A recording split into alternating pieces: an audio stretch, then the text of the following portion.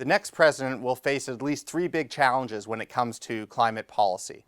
The first will be the need for the United States to really get its hands around its own emissions. The United States has talked for a long time about its greenhouse gas emissions. It has considered various pieces of legislation and regulation in order to moderate growth in emissions and to bring emissions down. But the longer the United States waits, the more expensive it will ultimately be to reduce emissions. So the next president, whoever he is going to need to find solutions in the face of what is likely to be a hostile Congress, no matter who the president is, that bring emissions down in a way that's economically acceptable and socially acceptable within the United States. Regardless, though, of what the United States does at home, it's likely to be inadequate internationally. That's certainly the case if the United States takes no major new steps, and it's probably even the case if the United States takes some steps that may be difficult at home, but that may not be seen as adequate abroad.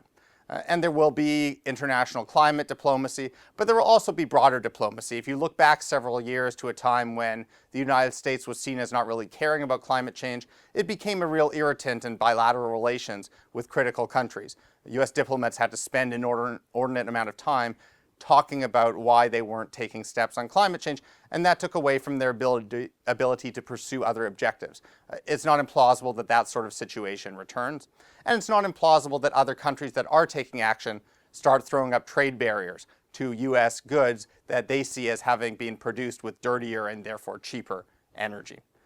In the backdrop of all this is also going to be competition over climate-friendly technologies. In recent years, the global discussion about climate change has been transformed to some degree into a discussion about a clean energy race, a competition among countries to see who will be able to produce and invent the clean technologies of the future and who will capture markets for them. That's already heated up in the guise of trade fights, where the United States, for example, accuses China of subsidizing its solar industry, and China fears that it might be shut out of US markets down the road. Other countries worry about these things too. India has nascent policies to protect its domestic market. Europe has been concerned with steps that others have taken. And this all is shaping up for a fight, regardless of what countries do directly to deal with climate change.